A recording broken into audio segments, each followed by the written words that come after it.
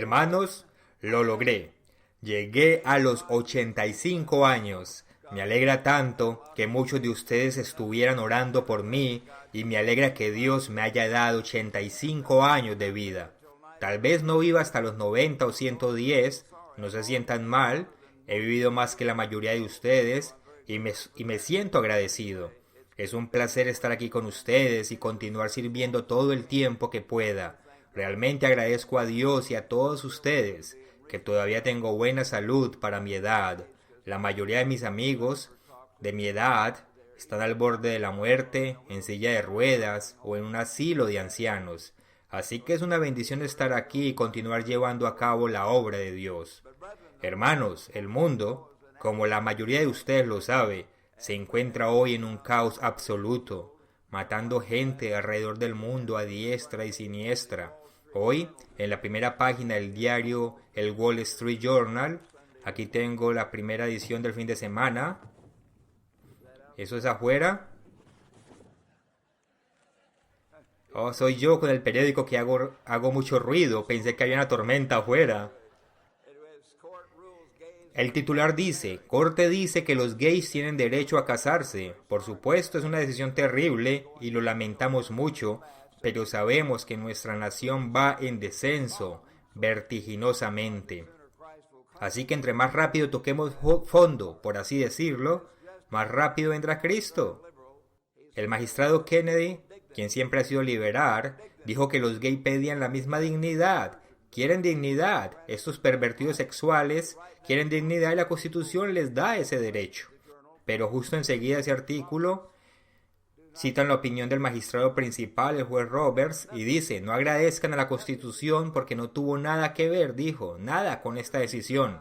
Interesante, tuvieron que torcer los argumentos para llegar a esta decisión extraña. Y hasta los cuatro de los 9 magistrados votaron en contra. Fue una decisión que se ganó con un margen muy estrecho. Y la mayoría de los magistrados de la Corte Suprema de edad avanzada votaron en contra, incluyendo el principal de la Corte. Pero estas cosas están pasando. Aquí tengo otra cita, justo debajo del otro artículo en la primera página. Dice, terroristas matan docenas en 3 continentes.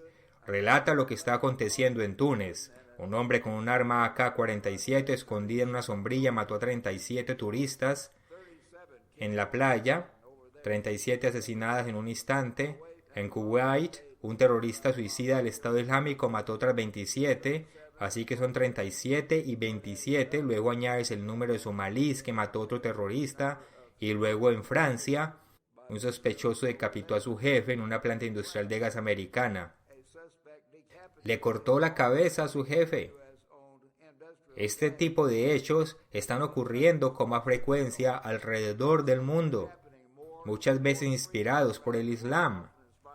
Pero los islámicos dicen que su religión es una religión pacífica. ¿Qué clase de paz es esa? ¿Qué clase de paz cuando se matan unos a otros? Pero Dios está permitiendo que estas cosas ocurran.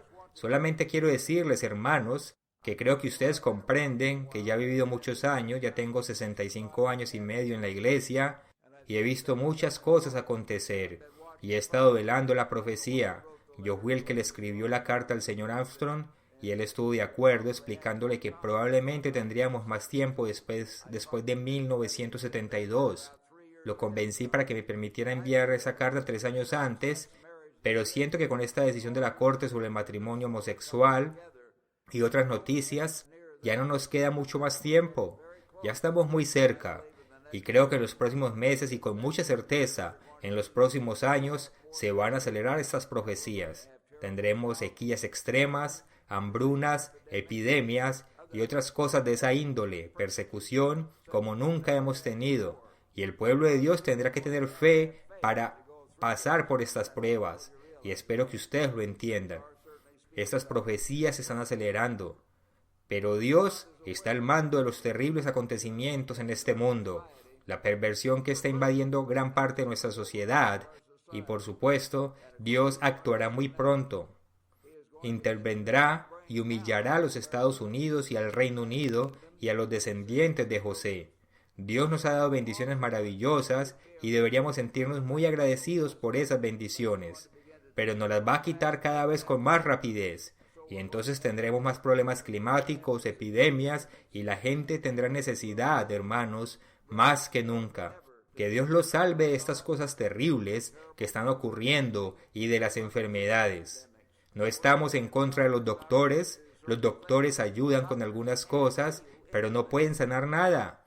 La mayoría de ellos lo reconoce, no pueden sanar nada. Te pueden dar una medicina o algo para aliviar los síntomas que tienes, pero eso no te quita la enfermedad, como Dios sí puede hacerlo. Pueden cortarte alguna parte de tu cuerpo si tienes cáncer, te pueden cortar el brazo y entonces te quedas sin tu brazo, pero no pueden sanar. Muy pronto epidemias se propagarán por todo el país. ¿Qué podrán hacer los doctores? Ellos tienen buenas intenciones, pero no podrán detener las epidemias. No tendrán las instalaciones necesarias, suficientes doctores y enfermeras, se les acabarán las pastillas, las medicinas. Las epidemias van a arrasar, y los únicos que van a resistirlas serán los que formen parte del pueblo de Dios y confíen en Dios y caminen con Dios. Debemos ser esas personas. Y si vamos a entrar al reino de Dios, debemos tener mucha fe, más fe en nuestra vida que nunca antes. Vayan conmigo al libro de Lucas. Pasemos al libro de Lucas, capítulo 18, capítulo conocido por todos nosotros. Lucas 18 muestra cómo Jesús dio una parábola sobre la necesidad de orar siempre y no desmayar. Oren siempre. Debemos continuar en la oración y clamar a Dios más que nunca. Jesús menciona al juez injusto que al fin escuchó a la viuda porque ella seguía viniendo una y otra vez. Así que el juez injusto dijo, sin embargo, versículo 5, porque esta viuda me es molesta, le haré justicia. No sea que viniendo de continuo me agote la paciencia. Y el Señor dijo, oí lo que dijo el juez injusto. ¿Y acaso Dios no hará justicia a sus escogidos que claman a Él? Mediten en esta expresión. Francamente, uno de los comentarios que mi amigo de Pasadena, que es judío, me ha hecho en hebreo, él dice que clamar realmente tiene un significado intenso de gritar. Clamar a Dios. No debemos gritarle a Dios, pero debemos orar con todo el corazón, mucho más de lo que otras personas hacen. Versículo 7. ¿Y acaso Dios no hará justicia a sus escogidos que claman día y noche? ¿Se tardará en responderles? Os digo que pronto les hará justicia. Pero cuando venga el Hijo del Hombre, ¿hallará fe en la tierra? ¿Hallará mucha fe? La pregunta retórica de Jesús obviamente indica que no habrá mucha fe en la tierra. Lo sabemos. Dios no es real para las personas que tomaron estas decisiones de cambiar toda la naturaleza del hombre. Dios hizo al hombre para la mujer, Dios hizo a la mujer para el hombre, Dios hizo a la familia y dijo, fructificad, multiplicaos y llenad la tierra. Dos hombres no pueden hacer eso. Dos mujeres no pueden hacer eso. Sus mentes, sus cuerpos, sus personalidades, la manera que operan, no es ninguna manera la misma que con el sexo opuesto. Un hombre tiene que reprimir y destruir su propia masculinidad y liderazgos innatos si se somete a otro hombre, usando sus miembros como si fueran de una mujer en uso pervertido, completamente depravado. Pero francamente, si piensan en ello, están pervirtiendo sus cuerpos, dañándose a ellos mismos. Muchos de ellos contraen el SIDA y otras enfermedades contagiosas porque usan los miembros de la manera incorrecta y los exponen a enfermedades que nunca se contraerían en relaciones normales. Están pervertidos, sus mentes, sus cuerpos, sus personalidades, toda su psique. Un hombre que se supone debería ser un líder, una mujer que se supone debería ser ayuda idónea para un hombre, y hacen todo al contrario a como Dios hizo a los seres humanos. A ellos no les importa Dios para nada, así que el Dios Todopoderoso empezará a captar su atención. Y muy pronto lo veremos. Dios no va a quedarse sentado y permitir que esto continúe en nuestra nación sin hacer nada. Así que debemos reconocer cuán real es Dios y debemos tener temor de Dios. Y el señor Brenner habló sobre esto, y ciertamente yo también quiero hablar sobre el tema. Debe empezar en ello. Debemos tener temor de Dios, un profundo respeto por el gran creador de los cielos y de la tierra. Vayamos a Apocalipsis 21, versículo 7. Dice aquí Apocalipsis 21:7. Dice, el que venciere, ¿eres un vencedor? Espero que todos ustedes lo sean. ¿A qué se parecerán? Continuemos en el versículo 7. El que venciere heredará todas las cosas, o sea, todo el universo, y yo seré su Dios y él será mi hijo. El que venciere. Versículo 8. Pero los cobardes, a quienes nombra Dios primero cuando empieza a condenar a los pecadores, a las personas que son cobardes, que no confían en Dios, que tienen miedo, que se van con la corriente, que consisten con la mayoría, no quieren problemas, así que consienten con cualquier cosa. En los tiempos de Sodoma y de Gomorra hubieran consentido con la mayoría. Bueno, ahora la mayoría ha votado por esta decisión. La mayoría quiere, ¿y eso qué? Si ustedes forman parte de la mayoría, hermanos, van a terminar mal. No pueden, no deben ser parte de la mayoría. En gran parte de los casos en este mundo, porque ellos van por el camino que no es correcto. Un cristiano no debe andar por el camino de la mayoría. La mayoría del mundo no es cristiana. La mayoría de la gente sobre la tierra, piénselo, ustedes lo saben, la mayoría de la gente nunca ha sido cristiana, reales cristianos. La mayoría siempre han sido musulmana o comunista o algo distinto. La mayoría del mundo no ha sido cristiana. La mayoría siempre ha sido algo distinto. Si sigues a la mayoría, y aun si sigues a los que se consideran cristianos en este mundo, los cuales son parte del cristianismo falsificado, como lo explica mi folleto, no saben lo que es el verdadero cristianismo. No tienen ni idea de lo que es el cristianismo. Sus ministros los han engañado y confundido. Son parte de un cristianismo falso. Jesús dijo, por medio del apóstol Juan, su apóstol preferido, el que dice yo le conozco y no guarda sus mandamientos, el tal es mentiroso. Jesucristo los llamaba mentirosos. Son mentirosos. Dicen que conocen a Cristo, pero no guardan sus mandamientos. No es cuestión solamente de conocer los mandamientos. Hasta el diablo sabe acerca de los mandamientos. Hay que guardarlos. Ese es el camino de vida. Mateo 19:17. Si quieres entrar en la vida, guarda los mandamientos. Pero Satanás en su astucia ha tratado de abolir los mandamientos. Versículo 8, Apocalipsis 21. Pero los cobardes e incrédulos. Esta segunda categoría tiene que ver con la primera y tienen miedo y no creen y no ponen su fe y su confianza en Dios, así que temen a sus compañeros, tienen miedo la mayoría, tienen miedo de este mundo y permiten que el diablo controle sus vidas. Los incrédulos, los abominables y homicidas, los fornicarios y hechiceros, los idólatras y todos los mentirosos. Hay muchos mentirosos astutos, todos los días sale algo nuevo en los periódicos, sobre algún director de compañía, director de departamento o el jefe de algún departamento importante del gobierno, y se descubre que son mentirosos. Toda la sociedad, la gente miente, viven de las mentiras. La mayoría de ellos viven una mentira. Vivimos en ese tipo de mundo y nos empezamos a acostumbrar. Continuamos versículo 8. Los mentirosos, ¿qué les ocurrirá? ¿Va a darle Dios una palmada en la mano? No. Los mentirosos tendrán su parte en el lago de fuego. Así que debemos creerle a Dios. Debemos tener una gran admiración por Dios. Dios debe ser real para nosotros hasta el punto que dejemos de ser cobardes.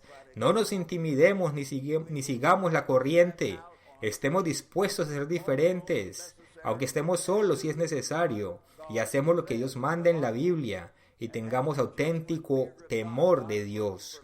Dios está buscando hombres y mujeres aquí en este salón. ¿Están ustedes dispuestos a aprender y a vivir por fe y a poner su confianza en Dios? ¿Estarán dispuestos a ir en contra de la corriente para obedecer a Dios si es necesario? Espero que ustedes capten el mensaje. Hermanos, ¿cómo pueden realmente crecer en la fe? Me refiero a crecer en la semejanza de Jesucristo. Vayamos a 2 de Pedro 3:18. Dice que debemos crecer en gracia y conocimiento, a la estatura de la plenitud de Cristo, como está escrito en Efesios 4, juntando ambas escrituras.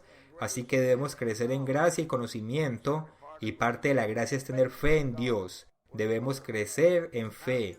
¿Y cómo se crece en fe? Pienso que la mayoría de ustedes sabe que debemos de tener mucha más fe de lo que tenemos ahora. En los primeros años de la iglesia, y principalmente en los tiempos del Colegio Ambassador, cuando la obra empezó a crecer, les he contado esto antes, hermanos, la mayoría de ustedes no estuvo allí, no saben. pero puedo decirles sinceramente delante del Dios Todopoderoso que en ese entonces teníamos muchísima fe. Teníamos un ambiente de fe en 1949, 50, 52, 53, etcétera. Orábamos por las personas y cuando el señor Armstrong oraba por las personas, cientos eran sanados.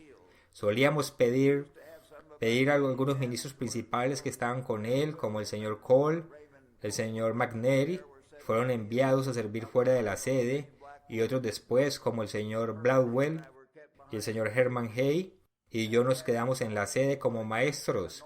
El señor Armstrong nos pedía que ocasionalmente los acompañáramos en oración para ungir paños, y después yo conversaba con la señora Olsen y con otras mujeres que leían la correspondencia, y estimamos que alrededor de una tercera parte de los cientos de paños ungidos que eran enviados, cerca de una tercera parte de esas personas se comunicaba rápidamente para decirnos que habían sido sanados inmediatamente. No sé cuántos cientos de paños enviamos cada año, pero estoy seguro que eran por lo menos 300. O sea que 100 personas eran sanadas y probablemente aún más cada año. Otra tercera parte nos escribía varias semanas o meses después, pasaban de 6 semanas o hasta 6 meses y luego Dios los sanaba. Como solía decir el señor Armstrong, Dios no siempre te dice cuándo o cómo, Él hará a su manera y a su tiempo si confían en Él. Pero las personas eran sanadas y nos avisaban. Y cerca de otra tercera parte, estoy calculando una aproximación según las conversaciones que tuve con estas damas, y muchos de nosotros que fuimos de los primeros estudiantes estuvimos en esas conversaciones, nunca fue sanada. ¿Por qué? Jesús dijo una y otra vez, conforme a tu fe te sea hecho. No era conforme a la fe del señor Armstrong, obviamente, porque él hizo la misma oración sobre todos los paños, así que una tercera parte no fue sanada, o no nos informó si lo fue. Le faltaba fe en Dios. Dios dijo una y otra vez. No voy a leer las escrituras, pero Dios dice, conforme a tu fe te sea hecho. ¿Tienes o no fe? Más vale que crezcas en la fe. Todos ustedes aquí presentes la van a necesitar. Y todos ustedes hermanos alrededor del mundo. Así que teníamos muchas sanidades frecuentemente y las personas tenían esperanza de fe en aquellos tiempos. Realmente la tenían. El señor Armstrong irradiaba fe. Ya no irradiaba tanta fe muchos años después y se disculpó por ello varias veces. Nos dijo, hermanos, a veces cuando nos sumergimos tanto en la administración de las cosas, no irradiamos tanta fe. Dijo, he cometido ese error viajando por todo el mundo. Ya no tenía ese énfasis personal en la fe, en el estudio personal de la Biblia, en la oración y el ayuno como lo tuvo al principio. Así que disminuyeron en frecuencia los milagros. Así que cada uno de nosotros y cada uno de nuestros ministros se les ha dicho que por supuesto debemos hacernos cargo de la parte administrativa, que primero debemos ser esclavos de Cristo. Debemos de buscar a Dios con todo el ser y tener fe. Y entonces la obra crecerá con mayor rapidez, porque Dios actuará y bendecirá la obra. Pero necesitamos tener un ambiente de fe, como ese hombre que irradiaba fe. Y ciertamente Dios respaldará su palabra. Y las sanidades y los milagros ayudan a fortalecer la fe en Dios. Realmente tienen ese efecto. La gente tiene que entender con más frecuencia que debe buscar a Dios. Somos humanos y cuando nosotros los humanos vemos los acontecimientos físicos ocurrir como una curación, aumenta gradualmente la fe de las personas y su confianza en Dios. Vayamos a Primera de Reyes. Primer libro de Reyes 17. Voy a repasar algunos versículos. Primer libro de Reyes, capítulo 17. Dice 17:17. Después de estas cosas aconteció que cayó enfermo el hijo del ama de la casa. Así que esta mujer dijo a Elías que su hijo estaba muriendo. Su hijo, el cual había sido sanado por Dios anteriormente, enfermó gravemente, no tenía aliento. Entonces fue a Elías, y leemos versículo 18, y ella dijo a Elías, ¿qué tengo yo contigo, varón de Dios? ¿Has venido a mí para traer a memoria mis iniquidades y para hacer morir a mi hijo? Estaba muy alterada, probablemente se encontraba en un estado emocional, Él le dijo, dame acá tu hijo. Entonces lo tomó de su regazo y lo llevó al aposento donde él estaba y lo puso sobre su cama y clamando dijo, probablemente gritó literalmente, Padre, ayuda a este hijo, sana a este muchacho. Clamó con todo su ser y clamando al Eterno dijo, Eterno Dios mío, aún a la viuda en cuya casa estoy hospedado has afligido haciéndole morir a su hijo, y se tendió sobre el niño 3 veces. Dios seguramente lo guió para que tomara medidas físicas además de orar. Literalmente se tendió sobre el niño 3 veces. Buscó a Dios para que lo sanara. Trató de transmitir el calor de su cuerpo para calentar al niño. Sánalo, sánalo. Tendido sobre la cama clamando a Dios. Versículo 22. Y el Eterno oyó la voz de Elías y el alma del niño volvió a él y revivió. Tomando luego Elías al niño, lo trajo a su madre y le dijo a Elías. Y le dijo a Elías, mira, tu hijo vive. Hermanos, presten atención al versículo 24. ¿Importa poco el ser sanados? No, es solamente algo físico, pero de gran resonancia. Vuelve a Dios, un ser muy real para la gente. Le ayuda a la gente a entender que Dios existe, a apreciar a Dios. Versículo 24. Entonces la mujer dijo a Elías, ahora conozco que tú eres varón de Dios. Le ayudó a reconocer quién era un siervo de Dios. Conozco que tú eres varón de Dios y que la palabra es verdad en tu boca. Demuestra de dónde se encuentra la verdad. Cuando la gente está siendo sanada, encuentra la verdad y sabe la importancia. Y Dios la ha puesto en su palabra inspirada, la cual sabemos que es la mente de Dios. Este libro es la mente de Dios impresa. Y esta es la palabra inspirada que nosotros debemos seguir en todos los aspectos de nuestra vida. Vayamos ahora a Hechos capítulo 8, por favor, hermanos. Quiero empezar a leer en el versículo 4. Hechos 8, versículo 4. Lucas relata sobre Saulo.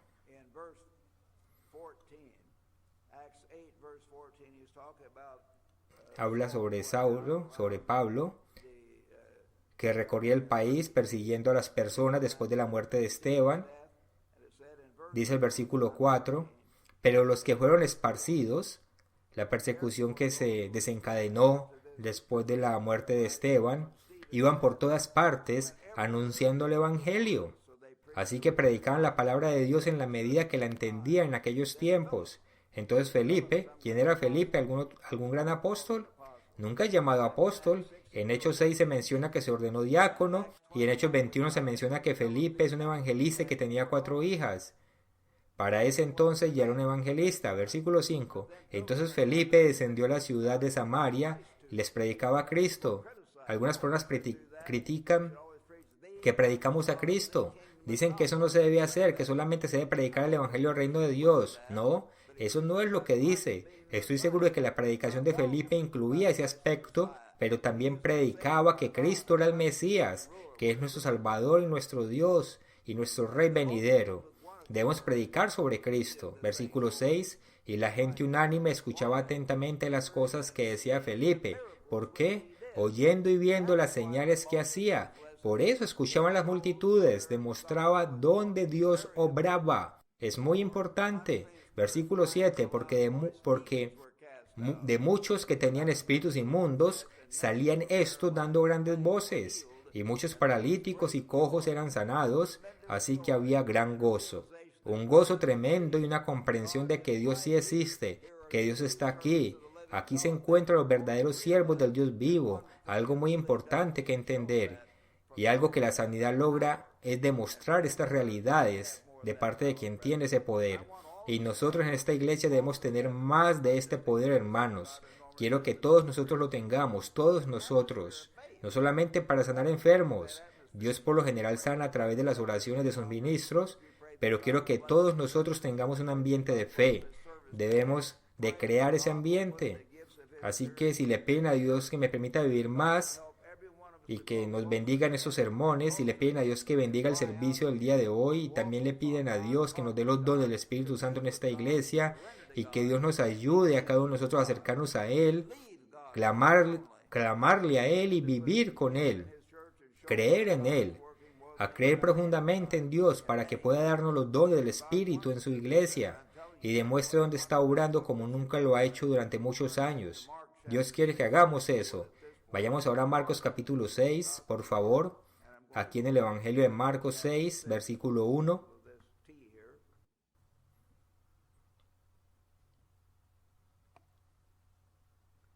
Marcos 6, 1.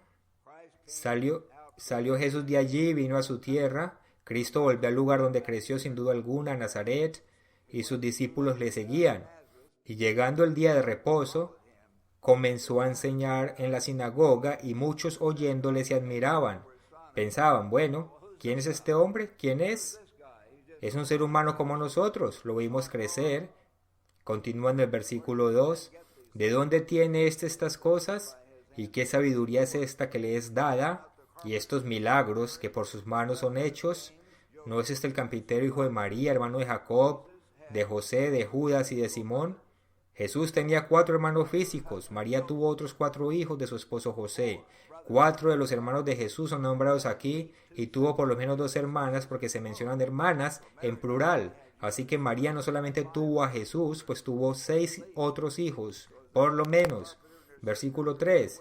¿No es este el carpintero, hijo de María, hermano de Jacobo, de José, de Judas y de Simón?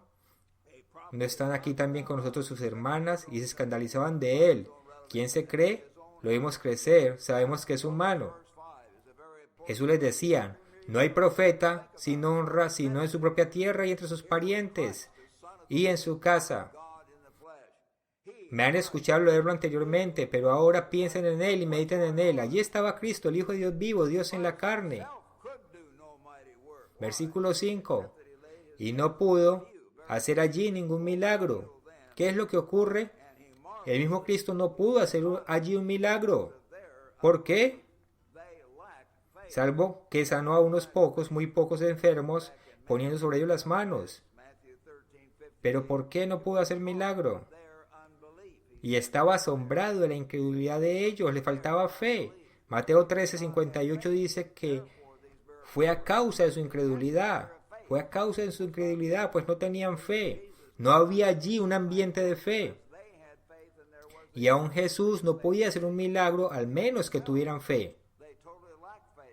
Entonces, no pudo hacer ningún milagro por la incredulidad de ellos. Y esa es una clave muy importante. Debemos crear un ambiente de fe en la iglesia del Dios viviente. Las epidemias se vienen sobre nosotros en los próximos años como nunca antes han venido sobre esta nación. Tendremos persecución extrema y pruebas. Habrá sequías terribles, hambrunas y toda clase de plagas espantosas, terremotos como nunca hemos visto. Y la gente se va a asustar. Aún gente en la iglesia se va a asustar, se preguntarán ¿qué está ocurriendo? Dios permitió que las 3 primeras plagas afectaran al Israel antiguo. Así que tal vez Dios permita que algunas de estas cosas nos afecten. No debemos darnos por vencidos ni desistir cuando esto ocurra. Debemos decir, Dios lo está permitiendo. No permitirá que las peores plagas nos afecten. Dios nos está probando. Nos va a probar al principio. Y debemos tener fe en Dios. Recuerden a Sadrach, Mesach y Abednego. Dijeron, no te adoraremos, nuestro Dios nos librará. Pero aunque Dios no nos libre, de todas formas, no nos inclinaremos ante tu ídolo. Sabemos que Dios existe y debemos confiar en Él. Nos libre inmediatamente o no. Deben tener esa clase de fe.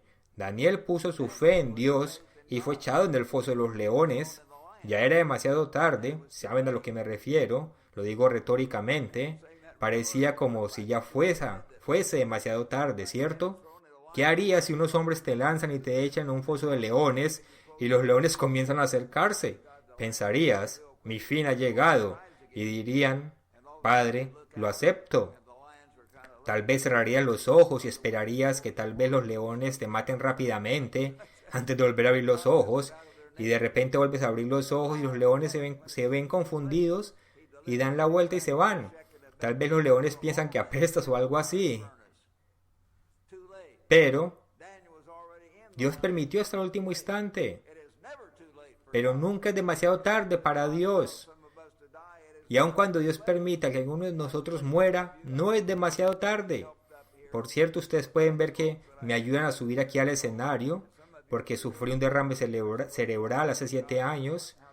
Y ustedes, si son nuevos en la iglesia, pensarán, bueno, si usted es tan importante, ¿por qué Dios no lo sana de sus problemas? Pues como lo he dicho, la mayoría de mis amigos en el mundo de mi edad o ya están muertos o se encuentran en un asilo de ancianos, yo no. Así que no necesariamente Dios me conserve en salud perfecta hasta los 90 o 105 años, pero Dios permite que la edad nos afecte a algunos de nosotros. Espero que lo comprendan. Eso no significa que Dios nos haya olvidado. Si permite que suframos estas pruebas humanas, Él tal vez sabe por qué lo hace y esto nos motiva a arrodillarnos más ante Dios y a buscarlo más que nunca. Y si te pasan pruebas y te motivan a arrodillarte ante Dios, que Dios haga que tengan efecto de hacernos clamarle como nunca antes, cuando Dios nos enseña humildad. Dios le dijo a Pablo cuando estaba sufriendo una terrible aflicción, Dios le dijo, mi poder se perfecciona en la debilidad. Vayamos al capítulo 6 de Efesios. En Efesios capítulo 6, una escritura que citamos con frecuencia. Efesios capítulo 6, versículo 10. Pablo dijo, por lo demás, hermanos míos, fortaleceos en el Señor y en el poder de su fuerza, no en tu propia fuerza, sino en la fuerza de Dios. Vestíos de toda la armadura de Dios para que podáis estar firmes contra las acechanzas, trampas del diablo, porque no tenemos lucha contra sangre y carne, sino contra principados, contra potestades, contra los gobernadores de las tinieblas de este siglo, contra las huestes espirituales de maldad en las regiones celestes. Hay ejércitos enteros de espíritus malignos en las regiones celestes y Dios les permitirá intentar hacernos daño, atacarnos y engañarnos. Debemos entender que estamos en una especie de guerra, una guerra espiritual, por lo cual Dios dijo que necesitamos el poder de su fuerza para salir adelante en esta batalla. Porque no tenemos lucha contra sangre y carne. Nuestra lucha en esta batalla no es contra carne y sangre, sino contra espíritus malignos. Versículo 13. Por tanto, tomad la armadura de Dios para que podáis resistir en el día malo, y habiendo acabado todo, estar firmes. Estad pues firmes, no huyan, no se den por vencidos, no pierdan la fe. Ceñidos vuestros lomos con la verdad. Aquí menciona la manera en que nos guardamos de nuestras pasiones carnales, el deseo por el alcohol, la comida, el sexo, que proceden de los lomos. El deseo sexual no es malo. Dios nos hizo varón y hembra. Dios quiere que la mayoría de nosotros tengamos una pareja dentro de un matrimonio. Eso no es malo, pero debemos ceñir nuestros lomos con la verdad y usar esos deseos como Dios manda. No tomamos alcohol para embriagarnos, no tenemos relaciones ilícitas. Versículos 14. Ceñidos vuestros lomos con la verdad y vestidos con la coraza de justicia. Tu corazón, tu actitud deben estar centrados en todos los mandamientos de Dios. Todos tus mandamientos son justicia. Salmo 119, 172. Versículo 16. Y calzado a los pies con el apresto del Evangelio de la paz, sobre todo. En esta clase de batalla Dios dice que aún más importante que el amor, ciertamente, es lo más importante y al final de cuentas en cada aspecto de la vida, pero en esta clase de situación, sobre todas las cosas, ¿qué debes tomar? Sobre todo, tomad el escudo de la fe. Satanás intentará plantar dudas en tu mente. Si no estás seguro, la gente no te va a sanar. Satanás te lanzará estos dardos, y si dejas esos dardos entrar, Satanás te lo planta en la mente y en el corazón y empiezas a dudar. Debes tener fe, lo cual implica que digas, es esta la verdad de Dios, y Satanás me está metiendo dudas en la mente y no lo voy a aceptar. No voy a permitir que eso me venza, no voy a permitir que eso me aleje de Dios. Tenemos un escudo que impide que entren esos dardos y dañen nuestra mente, corazón y actitud, tu fe y confianza en el Dios grande que te da la vida y el aliento. Así pues estén firmes con el escudo de la fe, sobre todo tomad el escudo de la fe con que apaguéis los dardos del fuego del maligno, y tomad el yelmo de la salvación y la espada del Espíritu, que es la palabra de Dios. La única arma ofensiva que tenemos para luchar contra el poder de Satanás y los demonios, y por supuesto los ministros y maestros falsos, es la palabra de Dios. Recuerden cómo Cristo respondió cuando Satanás fue tras él. Está en Mateo 4, en el versículo 6. Satanás dijo a Jesús: échate abajo y Dios te sostendrá. Jesús le dijo: escrito está, no tentarás al Señor tu Dios. Satanás le citaba la palabra de Dios, pero siempre sacándola fuera de su contexto. Y lo hizo frecuentemente. Le dijo a Jesús: híncate a mí y te daré todo el mundo. Satanás es el Dios de este mundo. Cristo lo sabía, pero Jesús respondió: al Señor tu Dios adorarás, a Él solo servirás. No debemos servir a nadie más por ninguna razón. No importa lo que Satanás te ofrezca. Satanás es un mentiroso. Tal vez te prometa darte algo, pero al final ni te lo dará de todos modos. Deben confiar en Dios y hacer lo que Él manda sin importar lo demás, y poner su fe y su confianza en Dios. La espada del Espíritu, que es la palabra de Dios, la mente de Dios impresa. Hermanos, espero que ustedes la verdad comprueben esto por ustedes mismos. Versículo 18. Orando en todo tiempo. Aquí se nos dice de nuevo que debemos orar constantemente, mantenernos en una actitud de oración, con toda oración y súplica. Suplicar, orarme, es orar, con ayuno, clamar a Dios, en oración ferviente y continua humildad, en el Espíritu y velando en ello con toda perseverancia y súplica por todos los santos. Clamen a Dios los unos por los otros, por sus hermanos que son débiles y no logran confiar en Dios y necesitan ayuda. Oren por la obra, clamen a Dios para que llame a miles de donantes. Necesitamos más donantes, necesitamos hacer la obra de Dios, necesitamos más miembros para sacar adelante el mensaje de Dios al mundo. La mayoría de nuestros ministros no ganan mucho dinero, ustedes lo saben. Nuestros ministros tienen necesidades, y la mayoría de los ministros que están mejor materialmente son los que tuvieron trabajos bien pagados antes de empezar a trabajar para la iglesia. El doctor Fall en Sacramento tenía su propia clínica dental y tenía dinero, y otros tantos también, y tenía casas grandes y bonitas. ¿Y por qué? Porque les pagaban un buen salario. Nosotros no le pagamos ese salario en lo absoluto. Es porque esas personas ganaron dinero cuando trabajaban para sus compañías y pudieron construir casas y ahorrar algo de dinero antes de empezar a trabajar en la iglesia como ministros. Nuestra meta no es obtener más dinero. Muchos de nuestros ministros tienen el talento para hacer más dinero. Nuestro deseo es predicar este mensaje al mundo con todo el corazón, con todas las fuerzas y con toda la mente. Y cada uno de nosotros debe orar por ello y pedirle a Dios que nos dé los recursos para que podamos tener un mayor impacto en este mundo enfermo. Oren por todos nosotros. Efesios 6:19. Suplica a todos los santos y por mí, a fin de que al abrir mi boca me sea dada palabra para dar a conocer con denuedo el misterio del Evangelio, por lo cual soy embajador en cadenas. Una vez más, Pablo tenía fe. Pudo haber dicho: me doy por vencido. Dios permitió que estuviera en este calabozo y arrastró una bola y una cadena entre mis tobillos, y la piel de mis tobillos me lastima con el hierro que se desgasta. Pero Pablo nunca se quejó por esto. Regocijaos, otra vez digo, regocijaos. Lean el libro de Filipenses en esa situación. Vayamos ahora aquí en el versículo capítulo 4, versículo 13, Filipenses, y también Efesios 6:19. Oren por mí, a fin de que al abrir mi boca me sea dada palabra para dar a conocer con denuedo el ministerio del Evangelio, por el cual soy embajador en cadenas, que con denuedo hablé de él como debo hablar. Pedro sanaba a las personas, y aún la sombra de Pedro cuando pasaba sobre las personas las sanaba. Dios estaba demostrando de manera magnífica dónde estaba obrando, y por lo tanto miles de personas se convertían. No había radio, televisión ni internet. Fue gracias a las sanidades que las personas se convertían. Hoy en día hay muchos ministros falsos que te dicen: Dios te bendice, no importa haga lo que hagas, te dará cada vez más.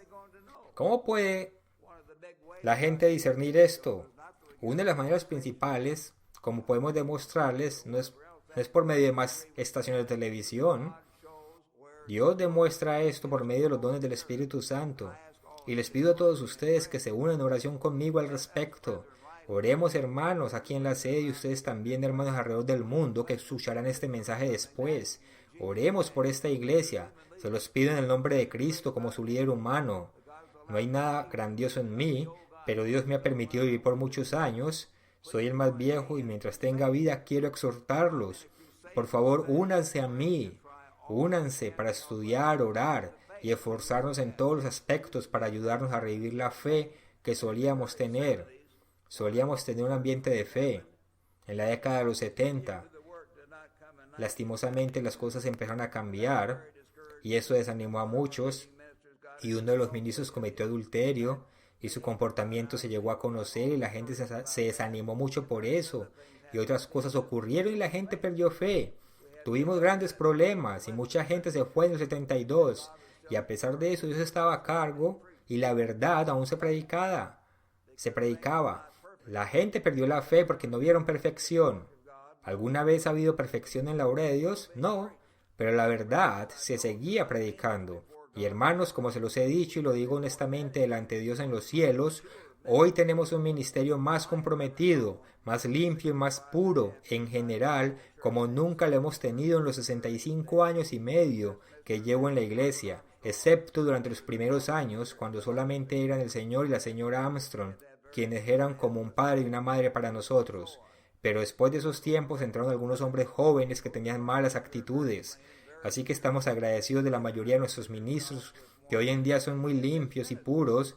Muchos de ellos han abandonado mejores trabajos con mejores salarios para servir como ministros. Y trabajan duro. Muchos de ellos trabajan duro. Como el señor en Canadá, un ministro en Canadá, que atiende a varias congregaciones.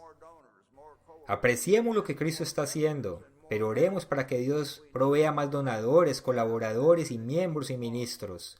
Necesitamos más ministros para predicar y apacentar la grey, pero necesitamos fe, y con fe Dios proveerá todo ello.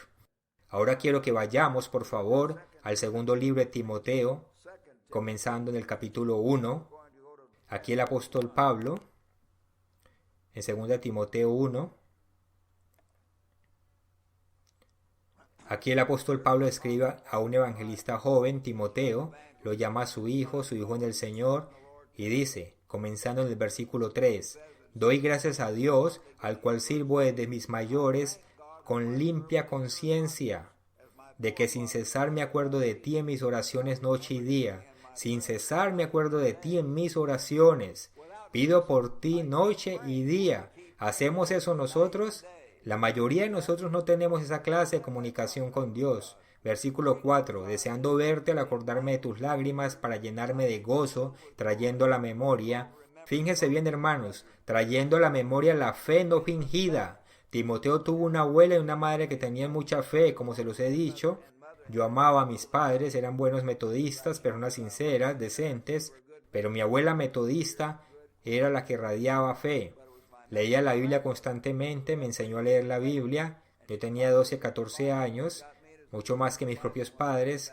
Ella me enseñó y yo iba a la clase dominical con ella. Me leía la Biblia con dulzura. Recuerdo cómo me la leía durante el invierno al lado de la estufa. Nos sentábamos al lado de la estufa y me leía la Biblia. Y la Biblia se convirtió en un libro vivo para mí porque ella me la leía cuando yo era niño. Y un día, durante esos años, empecé a escuchar una voz en la radio, la cual mi tío me dijo que escuchara, un hombre en Eugene, Oregón, que predicaba, el cual hablaba del mundo de mañana, y lo que decía tenía más sentido que todo lo que los demás predicadores decían. El presentador anunciaba al señor Armstrong y las buenas nuevas del mundo de mañana. Explicaba la Biblia como nadie nunca lo ha hecho. Así que, finalmente, tuvo que ir al colegio Ambassador. No podía aguantar más, tenía que encontrar la verdad por mí mismo. Mi plan era ir a encontrar la verdad y después de un año volver a la Universidad de Missouri y continuar mis estudios en administración de empresas. Esa era mi carrera cuando entré a la universidad, pero en cuanto llegué al colegio Ambassador me di cuenta de que no era un sitio para quedarme solamente un año. Era todo un camino de vida y conocí a ese hombre que irradiaba fe. Y vi a gente ser sanada a través del campo, vi milagros ocurrir, y finalmente cuando me nombraron presidente de los estudiantes, yo convocaba ayunos para todos los estudiantes cuando nos quedamos sin dinero para hacer la obra. Éramos una iglesia muy pequeña y teníamos pocos suscriptores. No había dinero y nos veíamos forzados a contemplar el cierre del colegio. El señor Armstrong nos decía al menos que debíamos buscar la manera de obtener más recursos. Yo motivaba a los estudiantes. Había 2 o 3 o 5 hermanos que vivían allí, como, como Annie Mann, la encargada de la casa, y otras personas, y otros hermanos, que se comprometían a ayunar. Y todos ayunábamos juntos y clamábamos a Dios. ¿Acaso enviábamos otra carta intensa? ¿Acaso el señor Armstrong llamó a alguien en especial? No, fueron solamente oraciones de estos jóvenes, y de repente el dinero llegaba. Eso me ayudó a fortalecer la fe, me ayudó a tener fe durante el primer año como estudiante del colegio. Llegué al colegio siendo 100% carnal, tenía malas actitudes, actitudes rebeldes, pero el señor Armstrong dio un sermón sobre la fe y la sanidad 1 o 2 meses después de que llegué, y pensé, necesito ser sanado. Tenía verrugas en ambas manos, sobre todo en la parte posterior de mis dedos, eran grandes. Recuerdo que mi hermano una vez me dijo, Roderick, te vas a matar, te vas a envenenar o te vas a causar cáncer, porque traté toda clase de remedios para acabar con esas verrugas. Tomaba una navaja y luego tomaba otra navaja y las cortaba hasta que empezaba a sangrar. Y luego tomaba un cerillo encendido y si eso no funcionaba ponía el cerillo sobre la raíz para quemarla por completo. Hacía toda clase de locuras cuando era adolescente. Trataba de ser rudo, pero tenía las verrugas más saludables del este de los Estados Unidos. Así era. Eran muy saludables, siempre me surgían. Así que ese día el señor Armstrong estaba predicando sobre la sanidad y decidí intentarlo. Y creo que Dios estaba tratando de animarme. Aunque yo no tenía mucha fe, lo que decía el señor Armstrong me parecía verdadero. Su sermón me conmovió y le pedí que me ungiera. Debía haberle pedido que orara por mis ojos porque mi miopía empeoró y se puso más grave. Pero le pedí que orara por mis verrugas. ¿Sanó Dios mi problema? No. Pasó una semana y francamente estaba viviendo en el tercer piso de un edificio en el dormitorio de los estudiantes, y cada mañana al levantarme, lo primero que hacía era ver mis manos, todavía en pijama, sentado sobre mi cama, para revisar si aún estaban allí. Y sí, aún estaban allí. No estaban achicándose, sino simplemente permanecían del mismo tamaño.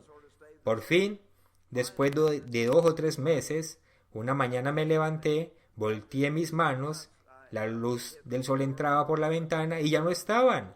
Pensé, increíble, las verrugas se han ido, ¿dónde están?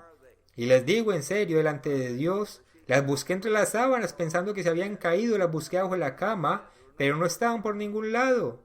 No sé qué las hizo Dios. Se esfumaron con poder de Dios. Me las quitó, me las borró, las absorbió.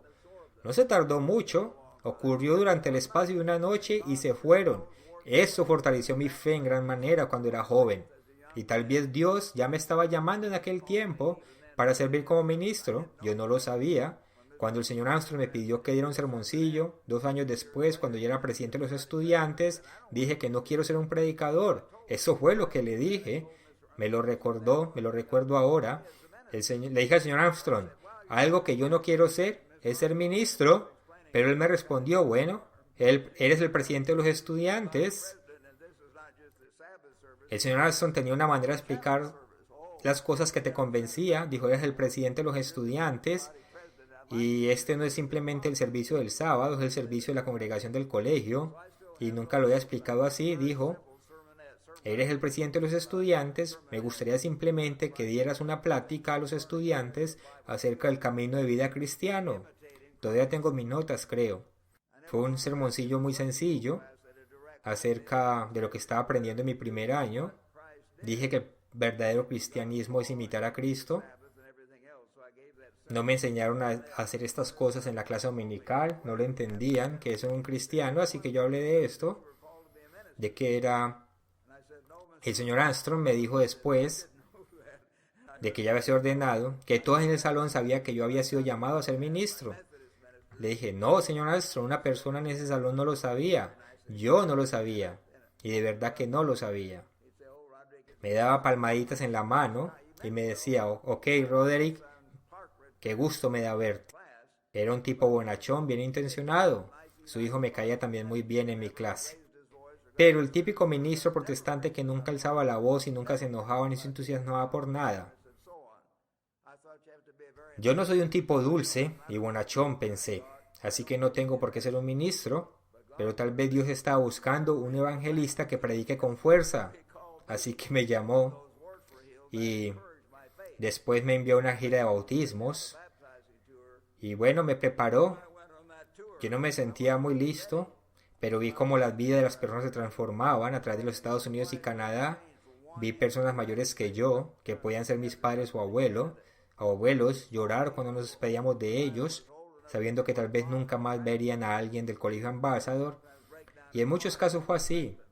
No teníamos congregaciones al este del río Mississippi en aquellos tiempos, solamente congregaciones en Portland, Eugene y Pasadena. Esas eran las únicas congregaciones sobre la faz de la tierra. Así que Dios nos animaba en aquellos tiempos por medio de los milagros. Vi otras personas ser sanadas y al fin yo también fui sanado. Y muchas otras cosas ocurrieron a muchos estudiantes en la sede. Y otra vez eso me ayudó a entender que Dios existe. Así que Timoteo creció en un hogar donde había un ambiente de fe y él aprendió esta fe en parte de tu abuela Loida y en tu madre Eunice, y estoy seguro que en ti también. Esta fe está en ti, dijo Pablo, versículo 6, por lo cual te aconsejo que avives el fuego, y como algunos de ustedes lo saben, la expresión griega avivar el fuego quiere decir avivar una llama de fuego, del don de Dios que está en ti por la imposición de mis manos. Pablo impuso las manos sobre Timoteo. El señor Armstrong impuso sus manos sobre mí. Él me bautizó personalmente y personalmente impuso sus manos sobre mí. Y él ofició también mi boda personalmente. Por la imposición de manos, porque no nos ha dado Dios, fíjense bien, espíritu de cobardía. No debemos ser cobarde, como se nos dice en Apocalipsis. Eso está mal. Debemos tener fe en Dios y no ser cobardes. Seguimos leyendo. No nos ha dado Dios espíritu de cobardía, sino de poder. Un espíritu de poder. Y sabemos que todo lo podemos por medio de Cristo en nosotros. Dijo Pablo en Filipenses capítulo 4. Seguimos leyendo. De amor, un espíritu de amor, de interés, de bondad, de servicios a los demás, hacia la veneración a Dios y el temor de Dios, y de dominio propio. No es un espíritu como el de los pentecostales que se ponen a vociferar y gritar, Señor, ven sobre nosotros, Señor, ven sobre nosotros, vociferando a Dios y tratando de provocar una especie de éxtasis falso. Debemos tener una fe genuina en Dios y hacer la voluntad de Él y permitir que Cristo viva en nosotros. Seguimos leyendo, y de dominio propio, por tanto no te avergüences de dar testimonio de nuestro Señor, ni de mí, preso suyo. Podrían tal vez haber pensado al ver a Pablo, bueno, Dios no está contigo porque estás en la cárcel. Pues sí, Pablo estaba en la cárcel, estuvo en la cárcel durante aproximadamente 5 años al final de su vida, 2 años en Cesarea. Después estuvo preso en un barco durante ese largo viaje a Roma y luego estuvo preso 2 años más en Roma, en su propia casa alquilada. Luego volvió a Roma donde escribió su segunda epístola a Timoteo. Así que estuvo allí preso durante varios meses, por lo menos. Así que 5 años de los últimos 10 de la vida de Pablo los pasó en la cárcel y mantuvo su fe y su confianza en Dios. Seguimos leyendo. Por tanto, no te avergüences de dar testimonio a nuestro Señor ni de mí, preso suyo, sino participa en las aflicciones del Evangelio según el poder de Dios, quien nos salvó y nos llamó con llamamiento santo. Debemos ser como Dios. Seremos hijos plenos de Dios cuando contemplemos el cielo y veamos el sol, la luna y las estrellas. Dios que hizo todo eso y nos hizo hijos suyos. Quiere que tengamos fe absoluta en Él, que confiemos en Él. Sin Él en el futuro, sabemos que Dios se va a hacer cargo de todo el sistema solar, de todo el universo. Y Dios nos va a poner a trabajar en el universo y Él debe confiar en nosotros.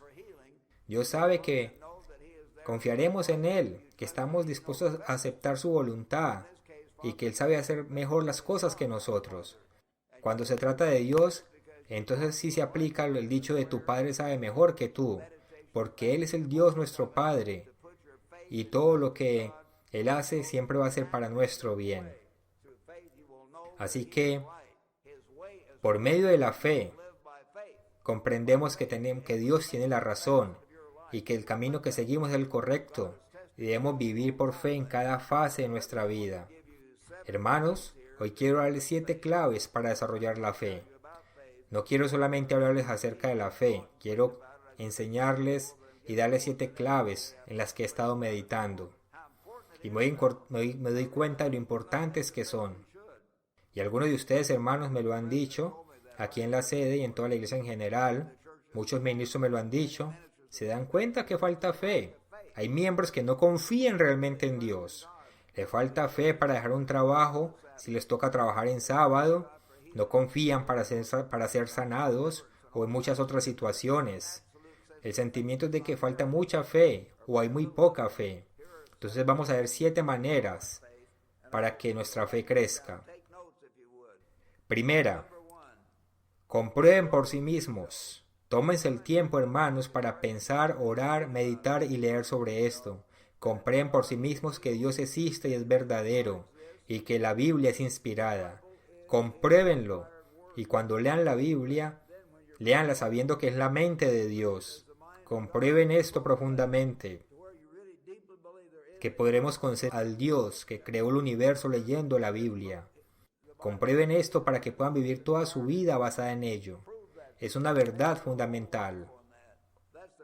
Probemos que Dios existe.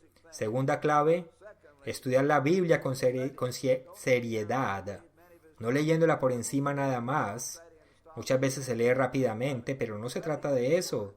Hay que estudiar las palabras de Dios, alimentarnos de Cristo, como está en Juan 6:57.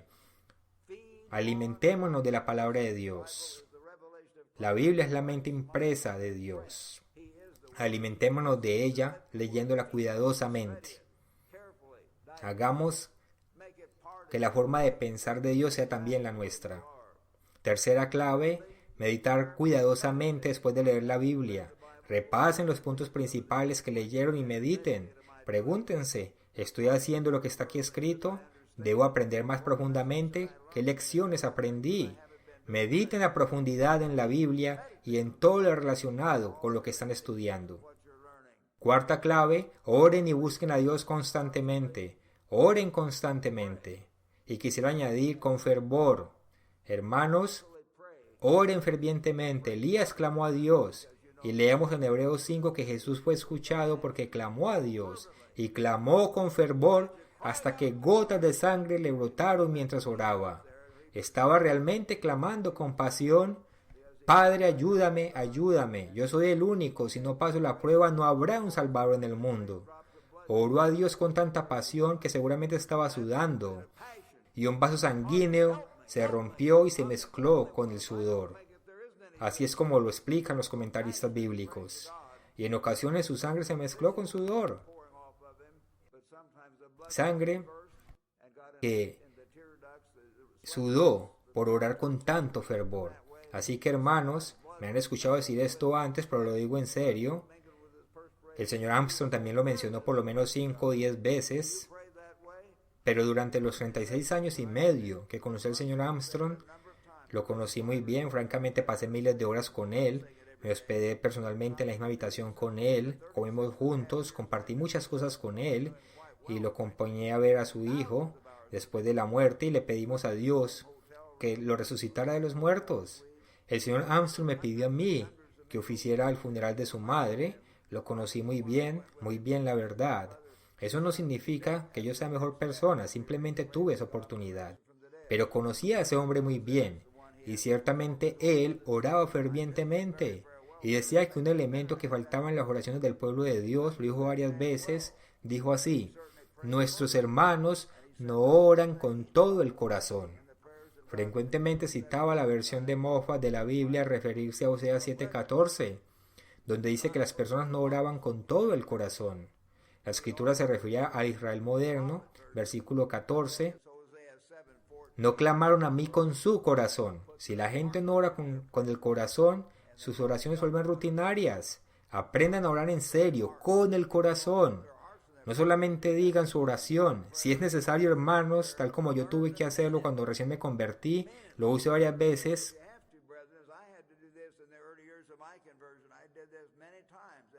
Yo lo hice varias veces y dije, Padre, ayúdame a orar. Ayúdame a saber que estás en los cielos. Ayúdame a orar con todo el corazón. Entonces Dios escuchará si ustedes ponen su corazón en sus oraciones. Y esto les dará más fe y valentía como nunca antes. Entonces oren fervientemente y mediten en lo que han pedido. La quinta clave dice, mantengan amistades con personas de fe.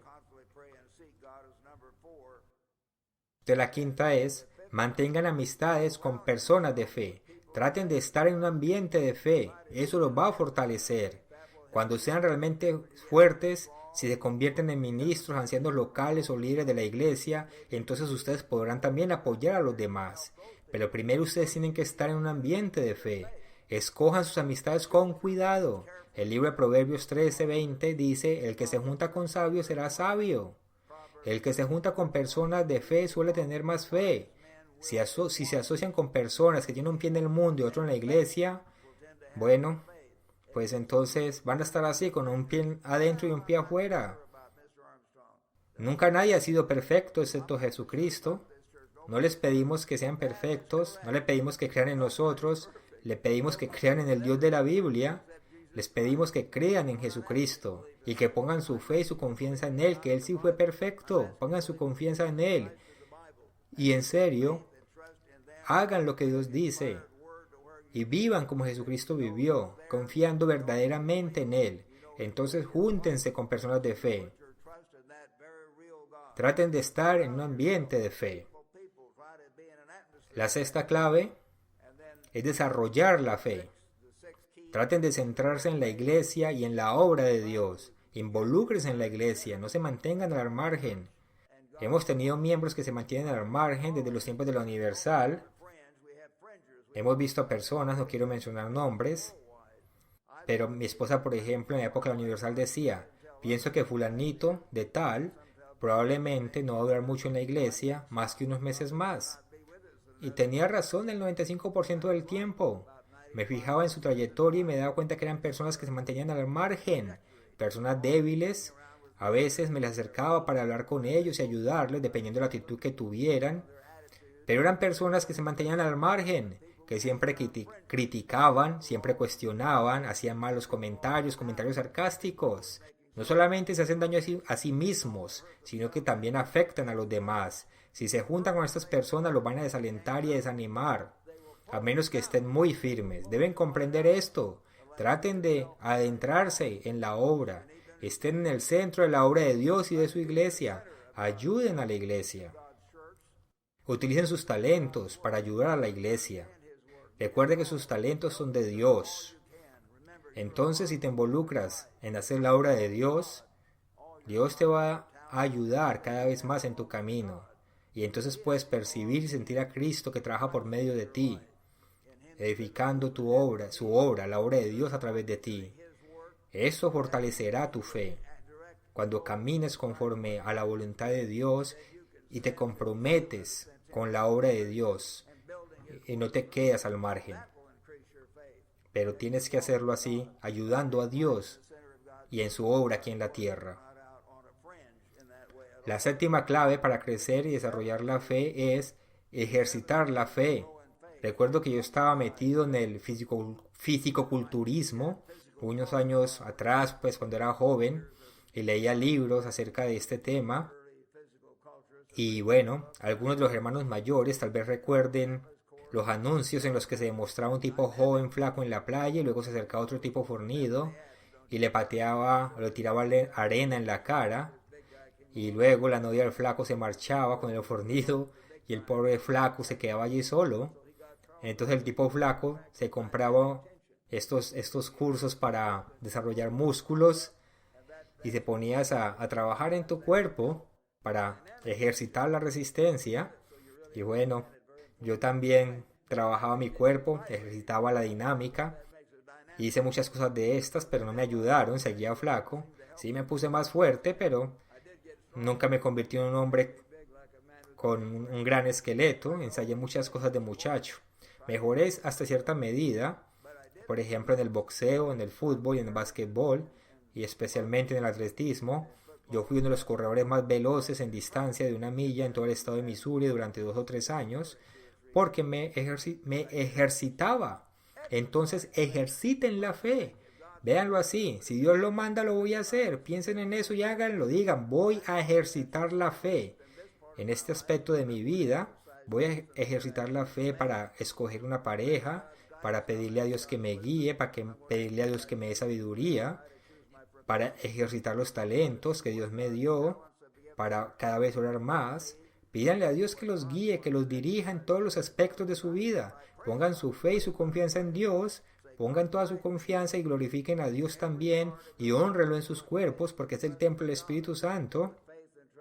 Dios dice que la mujer debe también someterse a su marido. Tal vez digan, bueno, mi marido no es perfecto. Lo siento, pero ningún marido es perfecto. Nunca ha habido un marido perfecto. Y el marido debe amar a su mujer. Y algunos hombres también dicen, ¿cómo puedo amar a mi mujer? Siempre me está regañando y fastidiando, habla mucho o lo que sea. De todas maneras tienen que amarla, es tu compañera, es parte de tu ser. Por fe hace lo que Dios manda y Dios te ayuda a obedecerlo. Entonces caminen por fe en cada aspecto de su vida. Ejerciten la fe y tu fe crecerá y se fortalecerá al ejercitarla. Así que aquí hay 7 claves y las voy a repasar. Claves que acabamos de ver para que nuestra fe se fortalezca. Es importante que las tengamos muy presentes en nuestra vida. La primera de ellas es comprueben por sí mismos que Dios existe y que su palabra es inspirada. La número 2, estudien profundamente la palabra de Dios, no la lean a la ligera, aliméntense de la Biblia. Hermanos, mientras más estudien la Biblia, más fe tendrán si la leen regular y continuamente. Número 3, mediten cuidadosamente en la Biblia y en todo lo que se relaciona y vean todas las lecciones que pueden aprender y cómo pueden mejorar cada día. Número 4, oren y busquen constantemente a Dios, oren fervientemente y busquen a Dios con celo. Número 5, júntense con personas de fe, estén en un ambiente de fe y fortalezcanla. Número 6, adéntrense en el seno de la iglesia y su obra para que se conviertan en cristianos productivos, ayuden a los demás y a la iglesia, y eso también ayudará a fortalecer la fe. Número 7, tal como ejercitan los músculos, y muchos de ustedes han descubierto que realmente el cuerpo se puede desarrollar si hacen buen ejercicio, haciendo de la manera correcta, cuidando bien el cuerpo, también teniendo cuidado del corazón. Pero de igual manera se puede ejercitar la fe si la ponemos por obra y la practicamos, y entonces tendremos una mayor fe. Ejerciten la fe en cada aspecto de su vida, caminen y vivan por fe.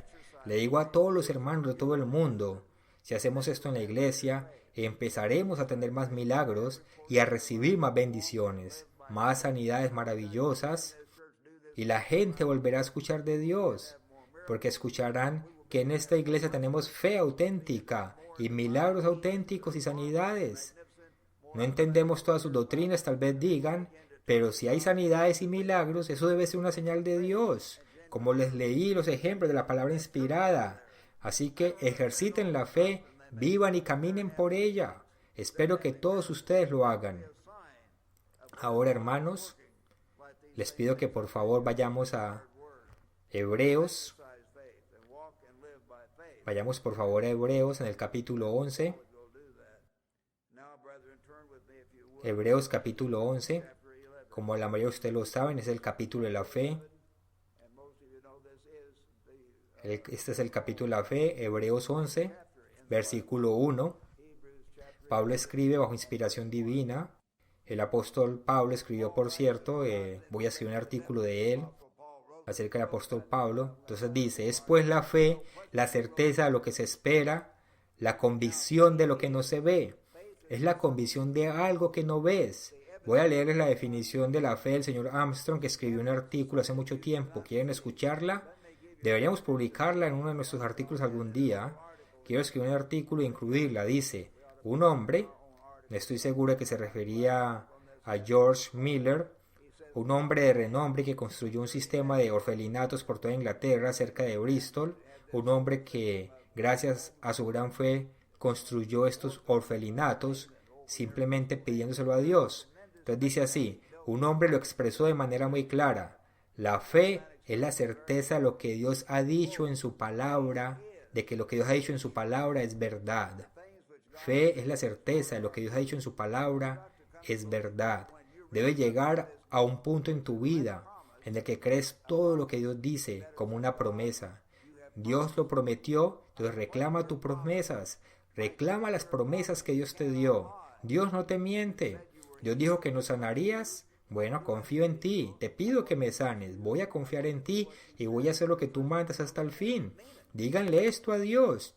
Cualquier cosa que sea, confiamos en Dios. Fe es la certeza que lo que Dios ha dicho en su palabra es verdad y que Dios actuará conforme a lo que ha dicho en su palabra. Certeza, seguridad en la palabra de Dios, confianza básica, ferviente, constante y profunda en la palabra de Dios.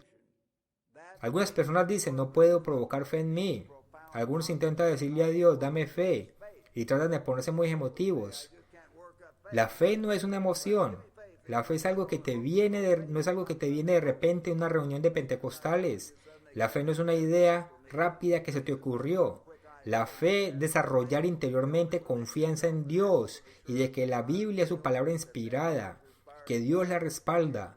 Tienen que respaldarla y Dios de hecho la respalda. Durante 65 años y medio de mi vida, hermanos, he visto esto cumplido. Tal vez algunos digan, Dios permitió que algunos murieran, sí, pero la mayoría de ellos, excepto unos pocos, ya tenían 60 y 70 años y 80. La mayoría de la gente sí se muere entre los 60 y los 90 años, ustedes lo saben. Dios ha permitido que algunos de nuestros hermanos mueran, y algunos murieron, y murieron jóvenes, y Dios sabe por qué es las razones de esto. No que se haya hecho algo malo. Mi esposa Margie murió de 39 años, ¿por qué? Pues después Dios me mostrará la razón. Comprenderemos la razón en detalle. Pero he visto cómo Dios me ha librado y cómo ha ayudado a la obra. Dios hace que todo resulte para bien, y es una promesa de Dios. Lo he visto cumplido y lo creo con cada fibra de mi ser. Todas las cosas al final resultan para bien si amamos a Dios y si confiamos en Dios. No estoy diciendo que lo he alcanzado todo. Necesito más fe.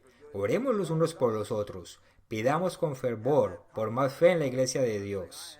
Así que, fe, esta confianza, esta seguridad en la palabra de Dios es la fe. Así que debemos desarrollarla en nuestra vida. Debemos desarrollarla en lo más profundo de nuestro ser. Volvamos a Hebreos 11. Hebreos 11, fe es la certeza de lo que se espera, la convicción de lo que no se ve, porque por ella alcanzaron buen testimonio los antiguos. Por la fe entendemos haber sido constituido el universo por la palabra de Dios, de modo que lo que se ve fue hecho de lo que no se veía. Dios creó la tierra por medio de su poder, no por algo que pudiéramos ver. Por la fe entendemos haber sido constituido el universo por la palabra de Dios, de modo que lo que se ve fue hecho de lo que no se veía. Por la fe Abel ofreció a Dios más excelente sacrificio que Caín. Abel confió cuando Dios dijo que se debía sacrificar un animal. Hizo lo que debía hacer. Por fe Enoc fue traspuesto para no ver muerte. Dios simplemente sacó a Enoc de una situación terrible. Versículo 6. Pero sin fe es imposible agradar a Dios. No podemos hacerlo, hermanos. Yo no puedo agradar a Dios si no tengo fe, porque es necesario que el que se acerca a Dios crea que le hay y que es galardonador de los que le buscan diligentemente. Así que les pido en nombre de Jesús, pídanle a Dios que ponga más fe absoluta en su iglesia, al grado en que confiamos y nos apoyemos en sus promesas. Usemos estos 7 pasos para crecer en fe. Crezcamos en fe y desarrollemos un ambiente de fe en esta iglesia como nunca lo hemos hecho. No solamente la fe que teníamos en los 50, pero sino mucho más que esa. No era una fe perfecta. Necesitamos ahora una fe grande, y conforme sigamos estos pasos, Dios responderá y nos bendecirá. Y Dios nos dará poder en nuestras vidas y en esta obra, así que fortalezcamos la fe con pasión. No se den por vencidos, aguanten hasta el fin y fortalezcan la fe.